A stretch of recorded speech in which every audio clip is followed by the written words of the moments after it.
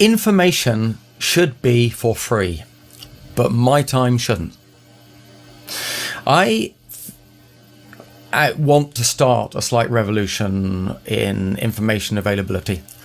I've already given away a huge amount. If anyone wants an image or a slide or anything like this, my attitude is, I'm not going to give you a whole batch. I'll give you an image, a slide, a something. You ask for it, I will give it. I will ask you to give due reference from where it came. But I think people have been doing this thing where they hold what's theirs. Now, I understand there is some confidentiality issues with patients at times. But we're trying to build a scarcity mentality. It's a scarcity mentality. And the other thing is, nothing gets out there, Mike. Nothing gets out there. Yes. If we want people to help us get information out there, we should give them the information to help us move it, them to move it all forwards. As a lay person looking into the dental profession, and I'm not here to make any criticisms, dental malocclusions and the effect of mouth breathing on causing abnormal cranial development has been debated since 1909. I have papers 1946. Harvold's papers. Harvold, he got groups of monkeys, he blocked their noses, etc. He forced the monkeys to breathe through the mouth, and all of the experimental monkeys, mouth-breathing monkeys, developed craniofacial abnormalities and crooked teeth. But yet this information hasn't got into the general public. He also put plastic wedges on the roof of the mouth and got the same effect. Okay. So it wasn't just the nasal breathing. Yes. It was the low tongue posture. Okay, but ultimately what is it about? Can you have your tongue resting in the roof of the mouth if you're breathing through your mouth? No. Okay, so then mouth breathers will have a low resting tongue posture. I know. So the debate here was, I've seen it, well, total nasal obstruction is rare in humans, but Harvold, he totally blocked the noses of the monkeys. The issue is not about total nasal obstruction. The issue is about where the monkey's mouth breathing is the child mouth breathing. And whether their child or adult for that matter, but whether the child is mouth breathing because of obstruction or habit, it doesn't matter. The lips apart are the issue. Well, it starts, I think, as an obstruction and then it becomes a habit. And, when talking about information, we put out a child's DVD. It's all of the online instruction. Yeah, so what you're saying, sorry, let's make this clear. You're giving everything. You're giving a whole course for free, for nothing. For children. For children. Yeah. It's all online. Clearly, if you want to get better, I would highly recommend going and seeing either Patrick or one of the people who's trained. I was very impressed, actually, watching you up there earlier on, but carry on. So we put this out. Now, we did get a philanthropist from the United States. He was making progress with his own sleep, and he was wondering, well, why didn't I learn this when I was a young child? So he made a donation to it. We matched it. We said we'd put it out for 6 months, and now we've left it out there indefinitely. Any child, any country, anywhere in the world, it's just a matter of accessing our website, ButeykoClinic.com. You put in your email address and you get free online access. There's 6 exercises. You're going to have your child watch the videos.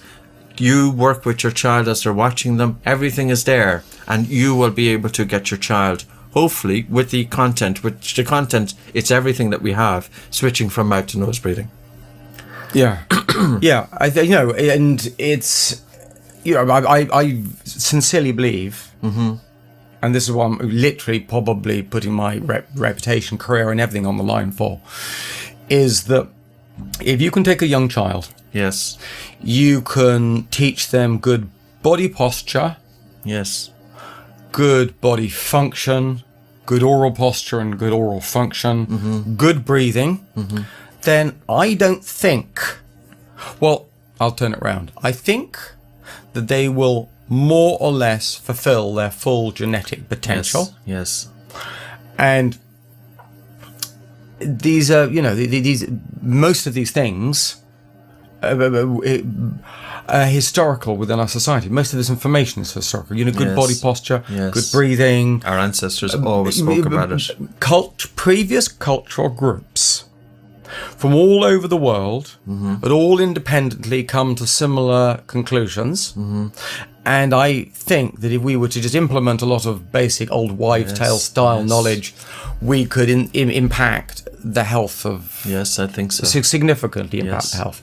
And this is my biggest frustration for the slowness or the sort of reactionary nature of the medical establishment.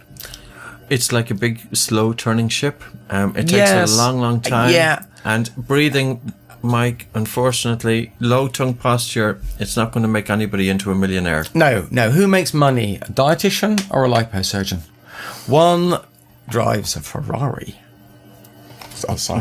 And one drives a bicycle. Well, I can tell you this is about as close to a Ferrari as I have been, in fact, probably ever. Yeah, and sorry, people have this fallacy that I make loads and loads of cash because my father has a castle that he built for £350,000. It's online, it's open source.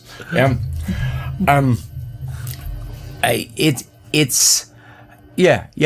It's not, I compare this also to the, and there's another way I look at Buteyko sometimes. Starvation. Mm-hmm. Food starvation. Yes. Food starvation is incredibly beneficial for you. I mean, without question, if this was a new drug, it would be the hottest drug in the market. Mm-hmm. Only over that real sleep drug. The real sleep drug that might just punch in there slightly.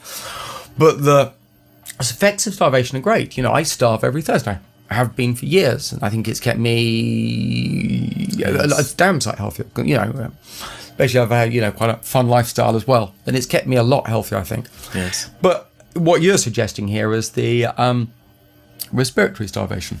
Yeah, it's like an air diet. It's don't be consuming so much air. The more air you consume, and that's a habit.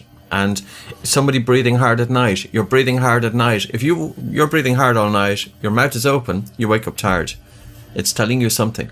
Or, the encouragement. Oh, yeah, sorry, when I see some people snoring, yes, or you see some videos when I go to a lecture and you see someone with obstructive sleep apnea trying to survive at night, and you think, man, that's a huge amount of effort you're going through simply to breathe. I mean, the amount of, someone shakes me at night, I'll wake up.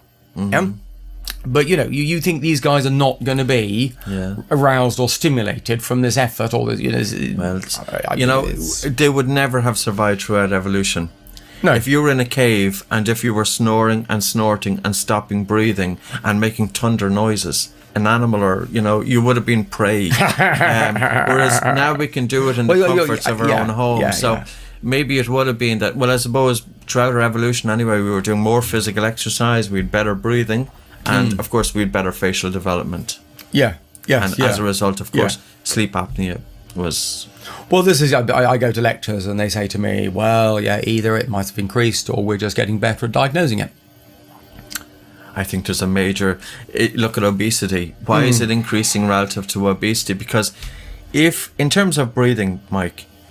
this is not upper airway and lower airway. This is all one interconnected airway. If your nose is a holistic stuffy, perspective. No. Now, since 2007, in terms of medicine, they're talking about a unified airway theory. If the nose is stuffy, inflammatory mediators will travel down into the lungs. If you then have a stuffy nose, you breathe through your mouth. If you breathe through your mouth, you use your chest.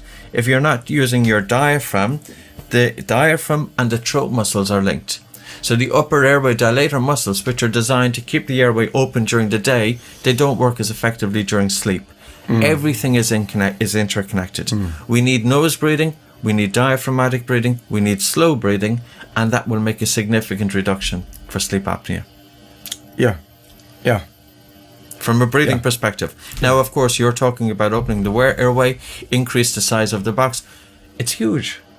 Combine the two approaches.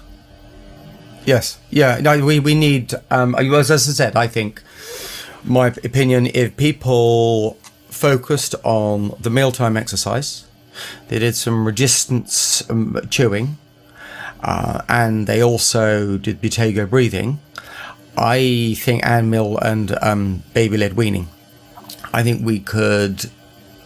I think that would make a big difference. I think a big difference. Sure. I think, I wonder how much physical percentage points you could save from the National Health from doing that. Yes, a lot of money could be saved. I think you could really save big bucks. Yes.